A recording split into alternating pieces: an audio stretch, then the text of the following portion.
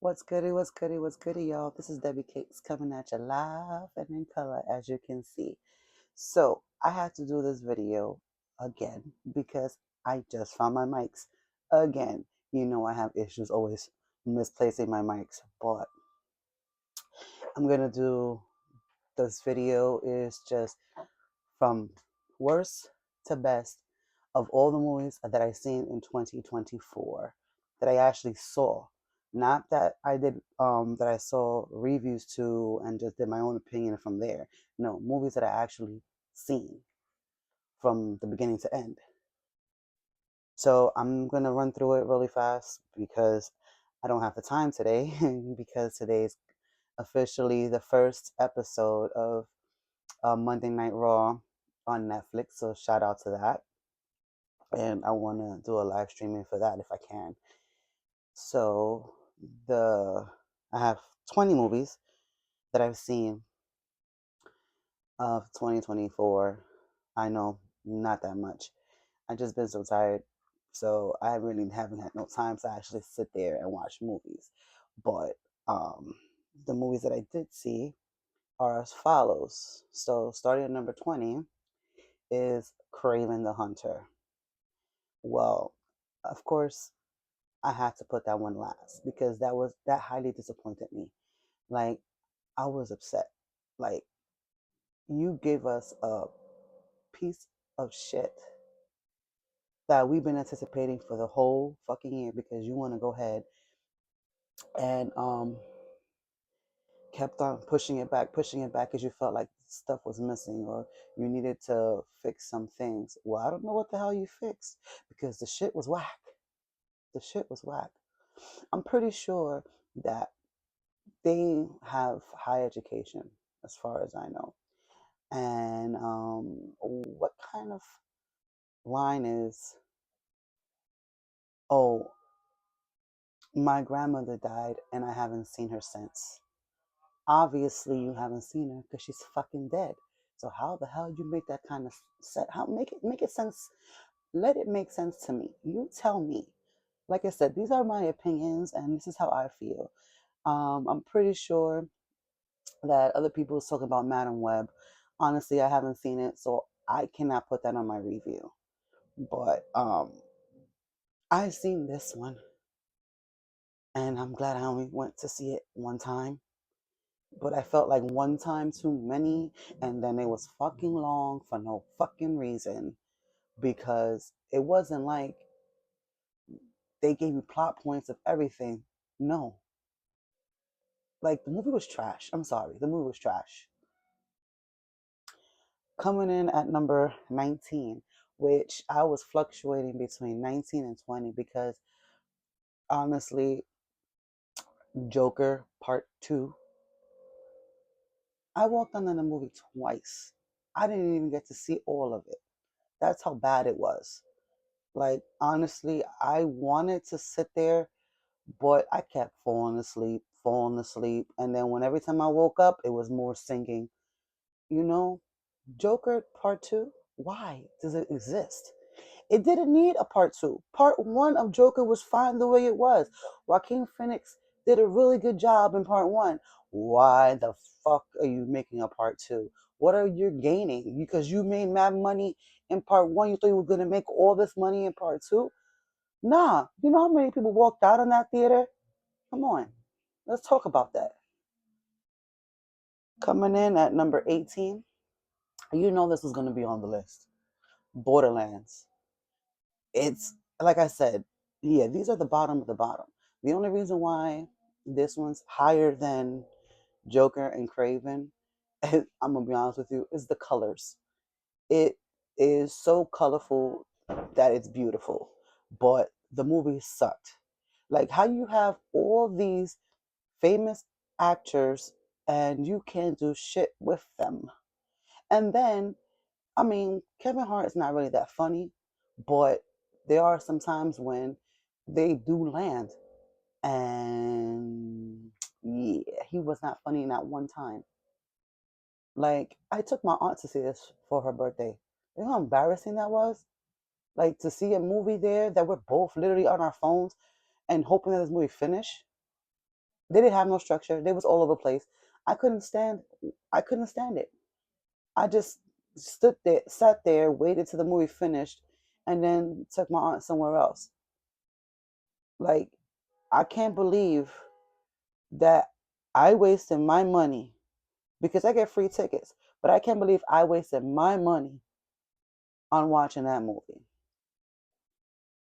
All right, 17. Like I said, I'm doing these are the worst before you get to the best. And yeah, The Crow, like I would understand if you make a Crow movie on its own away from the original one. Like if you was trying to remake that one, why would there's different Crows. So you would expect them to make a new one, not use the same names as the original one, which nobody can touch the original one because God rest his soul, Brandon Lee did what he had to do for that one. That's one of my top favorite movies in this world. Okay, let's talk about it. Like you're gonna go ahead and put two people, drug addicts, that like to fuck all the damn time, and then you drag it along because this movie is so fucking long. And then toward the ending, the best part is toward the ending when he actually decides to embrace the Crow, and the action scenes were fire. I ain't gonna lie. That's the only reason why it made it to number 17. It's because those little bit of action scenes that pushed it along.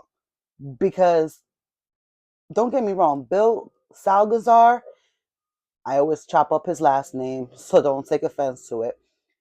He's a great actor. I mean, great. Like, you could put him in anything and he'll act the shit out of it. But if you put him in a shitty movie, he's going to act like a shitty actor. So it's like, excuse me. So if you want to go ahead and talk about this, we're going to talk about it. You're giving him one of the best actors out there right now, today. You're giving him this role, but you're not giving him direction. You're not telling him how to make it his own because the script is shitty. Like, how is that possible? If you guys pick up any construction, drilling, or whatever, I do apologize because they're still renovating my apartment. But um, I'm trying to push through it. I'm not trying to let that distract me. But this movie, and then on top of that, T. Jig or whatever her damn fucking name is, the one that played Shelly, the whole time all you see in is teeth. You really can't, like, you can't even focus on her face. And she's pretty, but you can't focus on it because her teeth are like poking out. Like, what the fuck is this? The whole time. The whole time. What the fuck is that? The fuck is that? Like, you want to have a whole conversation, but all you do is focusing on the damn two front teeth that's sticking the fuck out. Let's talk about that. I may not have the best teeth in the world, but damn. You got all this money and you can't even fix that? Fucking look like a Wolverine. Anyways, I'm going to get off of that because there's another one that's pissing me off, which is number 16, which is Trap. I got that a whole month in advance, that ticket. Why? Because I was excited for it. The whole concept of literally being trapped in a place. You walking around like you own the shit. Lo and behold, you're the fucking butcher. You're the fucking killer. You would have at least said, at least found a way to kill a few people along the way to try to get yourself out of there. And nothing. Nothing. Like, you got kills off screen, and not even off screen. One guy's over here telling the butcher that doesn't even know he's talking to the butcher the business of what's going on, of how all these cops are here, why they're there. So basically, you're giving the butcher an insider information that you don't even know, and then you're telling him about all these kills that the butcher's doing, but they don't even show not one. They only show a guy kidnapped in a building. Okay, okay. Then they show. Then when you're in there, when he's in there, you mean to tell me The middle of the fucking movie. You want to have a whole fucking concert? Are you crazy? I didn't sign up for this shit. Like, if I understand, you know what? Smile 2 is I didn't see it, but that's a good example right there. Smile 2, we knew what to expect because the person that had the entity in it, in her this time, she was a singer. She did her performances. Okay? We knew what we was getting into. We got that.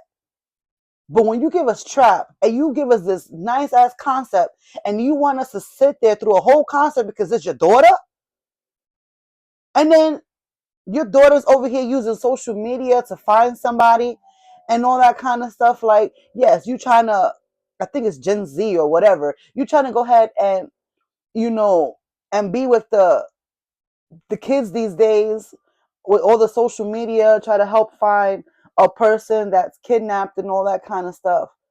Like, throughout that whole time, you're gonna be knocking on the door, give me my phone, give me my phone. Fuck out of here. I would have broke down that door, snatched the shit from her, bashed her head in, and I would have called it a fucking day. But no, we didn't get none of that. We didn't get nothing. But anyways, let me get out. I'm already ranting even more. Okay, another one, Venom, The Last Dance. That's at number 15. All right, I canceled that movie ticket twice because something in me told me, you know, you already learned your lesson with Let It Be Carnage, which wasn't that bad because I can tolerate Carnage. I can tolerate Venom. But now you want to give me part 3 with a guy that's walking around like he had a fucking seizure every fucking 5 seconds because, you know, that's how you know that Venom is controlling him and all that kind of stuff. No, no, no, sweetie. No. The movie was all over the place. It didn't work for you. I'm sorry, but it's not, no, I can't do it. I'm not going to go ahead and give you a compliment of something that I personally seen on YouTube because I didn't want to go through the fucking motion.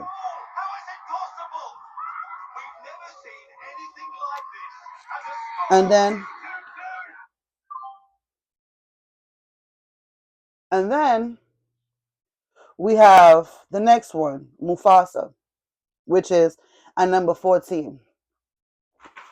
I'm not gonna get really into it because the day that I saw Mufasa was the day after Christmas, and I was mostly focused on after the movie because I went to go see because WWE came for the holiday tour to Madison Square Garden. Shout out to Madison Square Garden, and that's what I was mostly focused on. I just basically bought this ticket because I wanted to kill some time. I wanted to be in the city already, and I wanted to actually see if um, the movie was worth actually seeing. So don't get me wrong, like in my kid mind, yo, it was cute, it was nice, I loved it, but in the adult side, I knew better. It wasn't working. Like I always say, if shit's not broke, don't need to fucking fix it. What the fuck is this? Yeah, I can't. Like, I was watching shitty ass movies almost all year last year for 2024. And that's the reasons why I kept on backing out on some of the movies because I was scared that I was going to get disappointed. Which brings me to Killer Game. Killer's Game. That's the one with Dave Batista.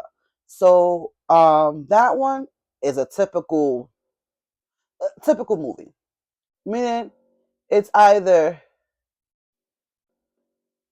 boy meets girl, boy goes ahead and tries to hide his identity of who he is, falls in love with the girl and wants to get out the game, but he has to fight for his life to get out the game. But before all that, you get lied to saying that you have a brain tumor or whatever or cancer, and that you only got a few months or a few months or a couple of weeks to live, and because you didn't want nobody around you seeing you go through that. You put a hit on yourself, and then you knew the people that you went to go put a hit on you don't like you. So you're basically fighting to survive.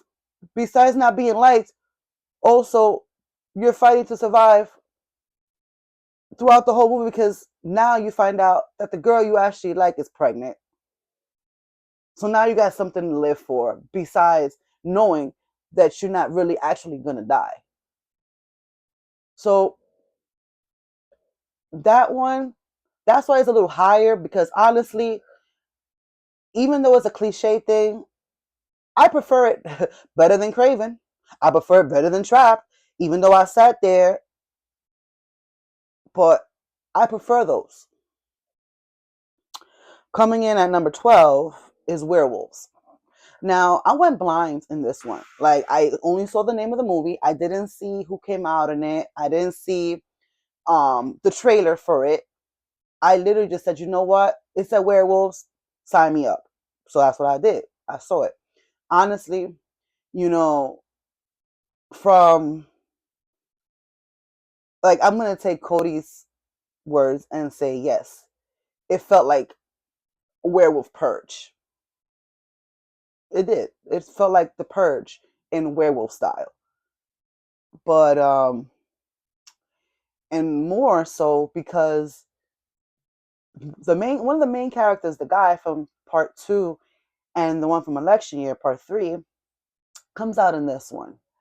So throughout the whole thing, he's trying to get back to his family because um if the light touches the moonlight or some it's a super moon, so if it touches you or whatever or shines on you, you automatically turning into a werewolf. It's already a dumb concept as it is, okay? But I gave it a benefit of doubt because it kept me on my toes. Like it was actually there was some scenes that I really sat there and I watched and I said, "Oh, okay, I can get into it." But then you give me a piece of shit ending. You got to go ahead and turn yourself into a werewolf to try to kill somebody. That's another werewolf. And then since it's close to the daytime, you got turned back into human. So that's how you survive because you could have gotten killed because you was about to come after your own family. No, like I'm pretty sure that the order I have it in, it's probably completely wrong, but that was the worst from number 12. So coming in at number 11. Now from 11 down to number 1 are the best that I say that are the best movies that I've seen from 2024. So at number 11 is Bad Boys Ride or Die. Honestly, I love the Bad Boys franchise. Why? Because it's consistent. You don't get too much, you don't get too little, you get just the right amount. And then the humor sticks. Sometimes some of them don't land, but you knew what to expect when you go into these movies. Now, I don't really have much to really talk about this movie because, like I said, it's a consistency with it. So you've seen one, you've seen the others. So even if there's different characters, there's different concepts of it, but it's a consistent. That's what I like about it. Now, coming in at number 10 is Beetlejuice. Beetlejuice. All right, the lore. I'm glad that they kept some of what we knew. Michael Keaton, I'm glad he came back. Lydia Dietz, I'm glad she came back. Kevin's mom, Catherine O'Hara, if I'm not mistaken. I'm glad she came back. It was so much funny scenes. What kept it going? How they just kept throwing shots at the father, knowing how the person that portrayed the father in part one was in actual life. So everything that he got throughout those shots that he got throughout the whole movie was right. So we'll just leave it at that. We're not gonna get into it because I don't like getting into those kind of things on my channel. But there is gonna be a moment when I'm gonna get serious, like I did for the P Diddy one, and I'm not gonna go there again. we're talking about movies. But anyways, yeah. I saw that one in abundance of times. Like for my birthday, I saw an early screening. My aunt took me for my birthday. I took my nephew because he wanted to see it. So at a certain point, I was already like Beetlejuice out. Like I felt like I already knew the movie and I only saw it a few times. But I liked it. I enjoyed it. I didn't mind the singing on this one. But like I said, it's a Tim Burton movie, so I don't really mind. I've always said Tim Burton knows enough is enough with the singing, and he knows when to do it and he knows when to stop it. So I always respect him for that. Now, coming in at number 9, which wasn't on my list when I did it the first time, was Lisa Frankenstein. Now, I didn't go to the movies to actually see this one. I actually saw this on Peacock twice because I actually enjoyed it. Like it did bring back the nostalgia of like I said, what Cody Leach says, the Heathers, and Edward Scissorhands, and pretty much Tim Burton films. Like it felt a little dark, but at light at the same time. Like there were some colorful like some colorful themes to it, but also there was some grim themes, which I appreciate. Um, the main character, I always forget her name, so I'm not gonna go ahead and sabotage it, so I'm gonna leave it alone. But the male lead, if I'm not mistaken, I believe that's Dylan Sprout. I'm not 100% sure. Don't quote me on it. It could be Cole because they're twins. Sometimes you can tell them apart if they're together, but if they're not together, unless you look it up, you really can't tell which one's which because they are identical. But they have changed their appearance now, but still, depending on the movies, you can't really tell. But I think it's probably, no, I think it's Cole Sprout, because I think he's the one that continues doing acting. And I know Dylan's probably doing something else. I think photography or something like that. Like I said, don't quote me on it. But going back to it, it was really good. Like, you know how they did Frankenstein and brought him to life and everything like that. It was like this was like another version of Bride of Frankenstein. Like, toward the ending, it was just like that. Like she ended up killing herself and he ended up coming back to life after she revived him. Like got different body parts from different people that she ended up killing or he killed for those parts. And he was able to become human and she ended up dying and he revived her. So at the end, like I said, it was like a Bride of Frankenstein at the end. I really enjoyed the movie. I can't really say, like I said, it's in between. Coming in at number 8 is Godzilla X Kong Empire. So the thing with me is, which you'll find out some more about me throughout this video, I'm not a Godzilla, I'm not a King Kong fanatic like everybody else. I'll sit there, I'll watch the movies if they draw my attention, and then I will go ahead and I'll watch them. And then if I like them, or I'll rep it, or if it comes on again, I'll see it, and I won't get bothered by it. But these are the kind of movies that I'm not really into. I've never really been into um, Godzilla. I've never been into King Kong or nothing like that. But there are some that drew my attention, and I actually did sit there and watch. And I'm not gonna go ahead and go to other ones because it's has nothing to do with this video. But I enjoyed it. It was really good. The one that I didn't get to see was, I'm pretty sure it didn't come out last year, is Godzilla 1 or something like that. I'm not 100% sure on the name. If you guys can help me out, I would appreciate that. I gotta figure out when I'm gonna watch it because I know I want to watch it because I heard it was really good. Like it got awards and everything. So for it to get awards, then it must be really good, and I will support it. After that, Like I said, as you know, I'm not into Godzilla or King Kong, but I'm also not a fan of Alien.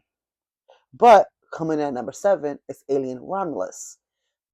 This one was one of, or if not, the best movie that I can say from the Alien franchise that actually drew my attention and had me sitting, that I had to watch it a few times just to make sure that, yes, I actually liked the movie.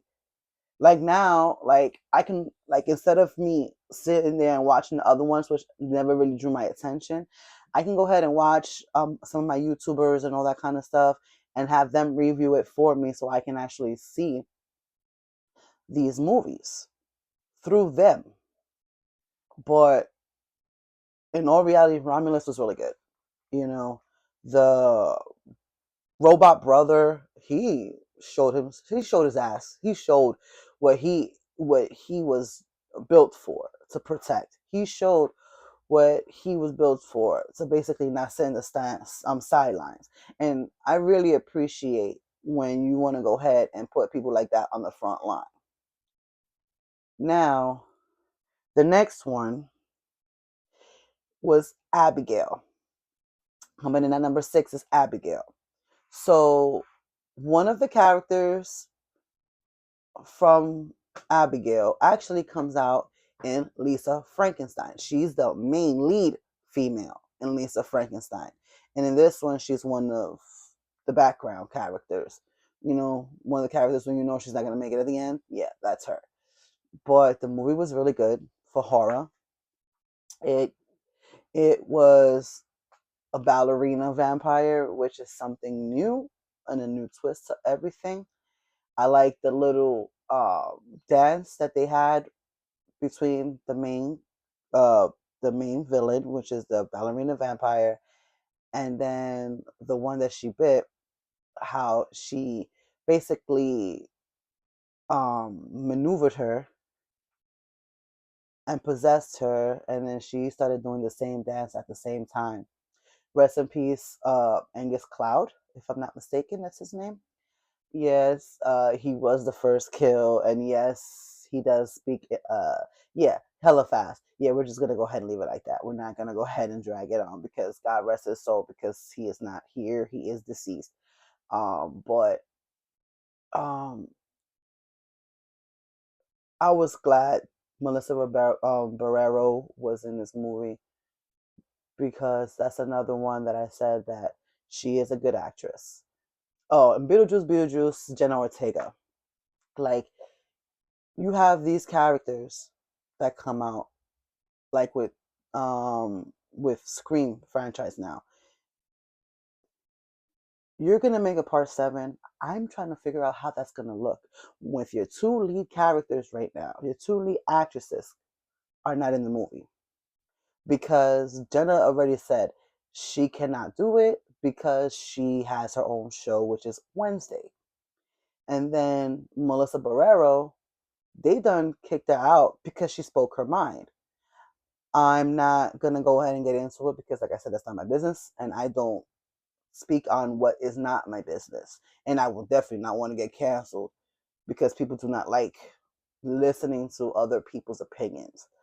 But she spoke her mind, and she got kicked off because she spoke.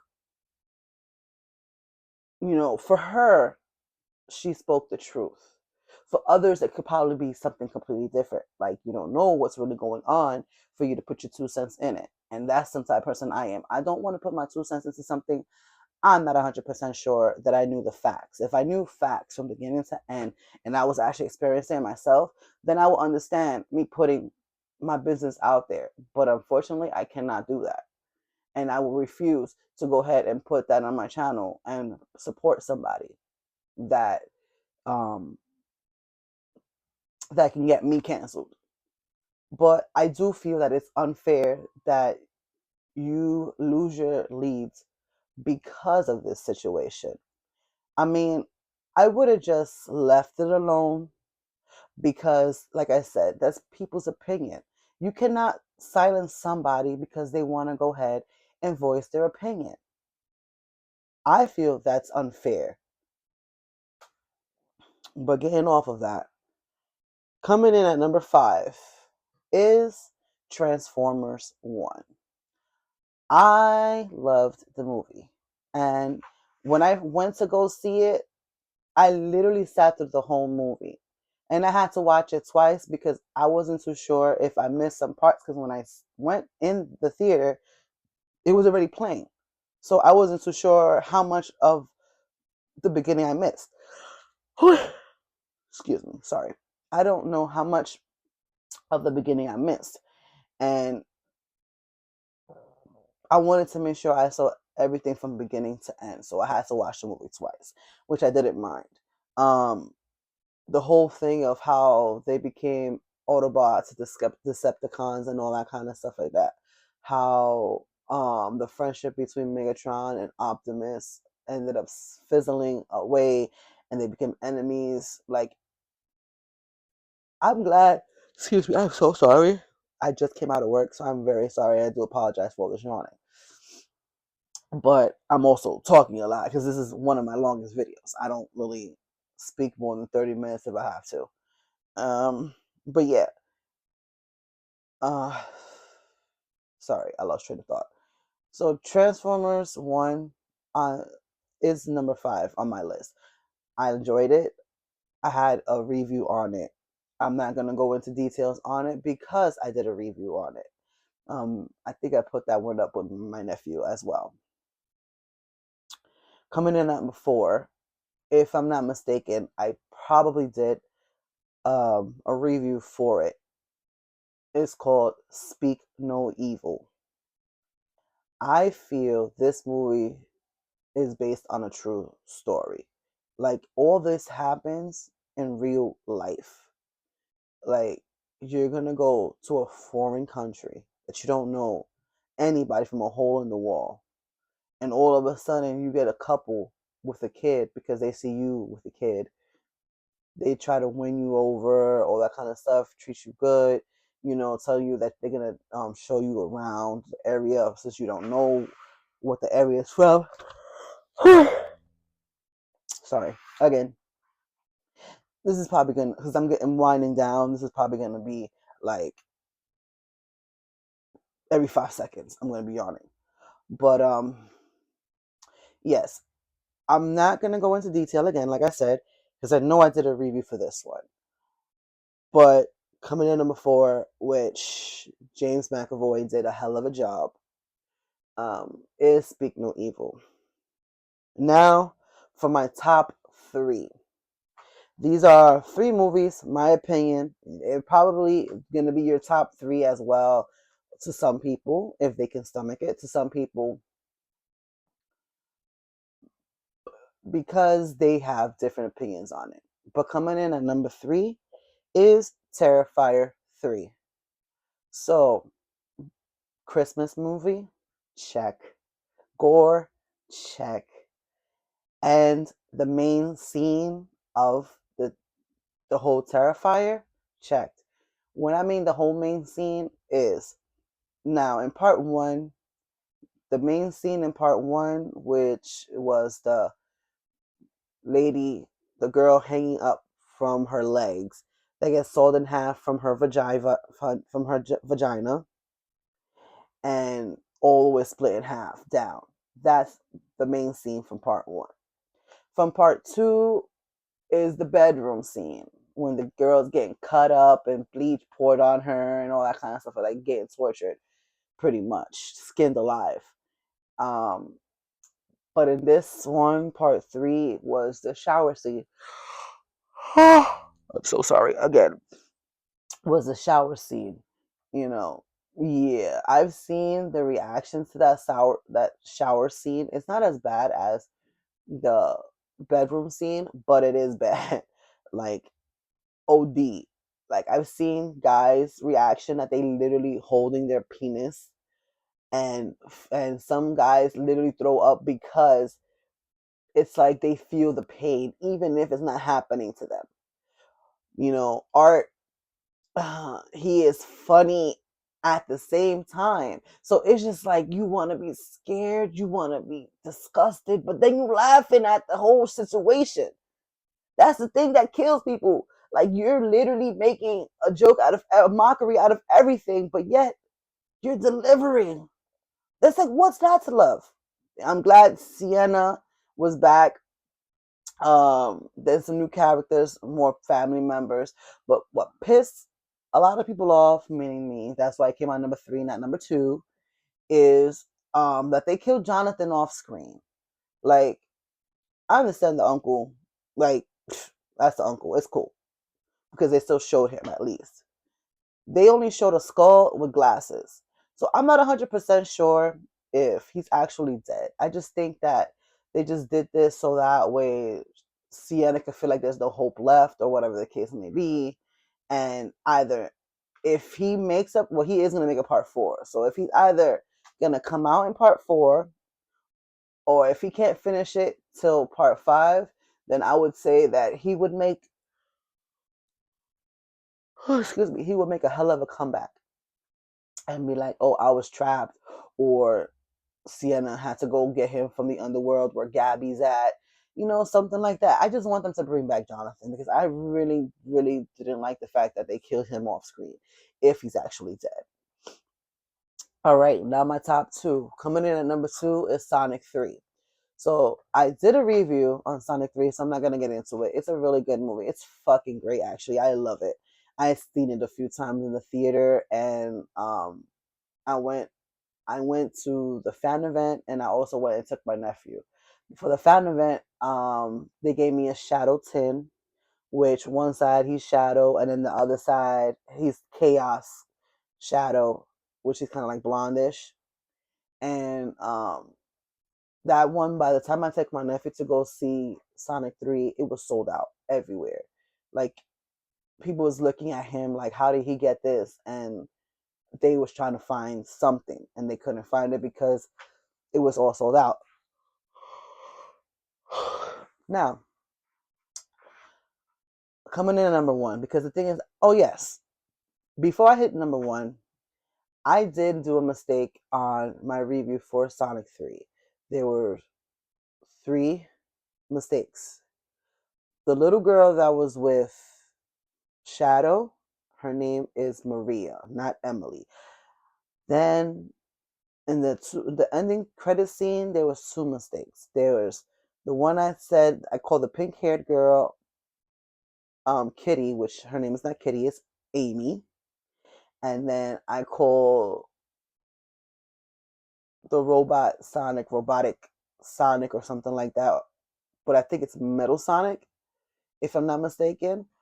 But yeah, I had to correct it in this video. And then my number 1, which I'm constantly seeing this movie because I actually went out and I bought all of them for this franchise, but this is the movie that I've been playing on repeat. Like I literally fell asleep with it last night.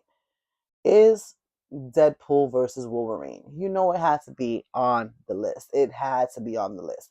I was not going to go ahead and be satisfied without having this one on the list, at least. So yes, this is one of the best films. Like Hugh Jackman did such a great job. And then Ryan Reynolds, he doesn't have a filter. He doesn't give a fuck what he says. He just says what he needs to. And if you don't like it, then go suck an egg, pretty much. And he did really good in this. I'm so sorry. I'm about to finish. I'm gonna finish. I'm getting through this because I really want to finish this. But yeah, that was the best and the worst movies of 2024 that I've seen. I do apologize for the yawning the last 10 minutes of this video, but I hope you guys can like, share, and subscribe to my video.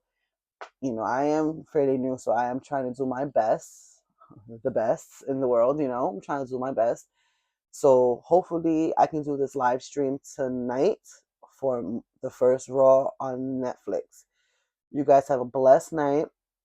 Take care, you guys. I'm going to try to get some rest so that way I can actually be up for the live stream. I'm going to set my alarm and take care, guys.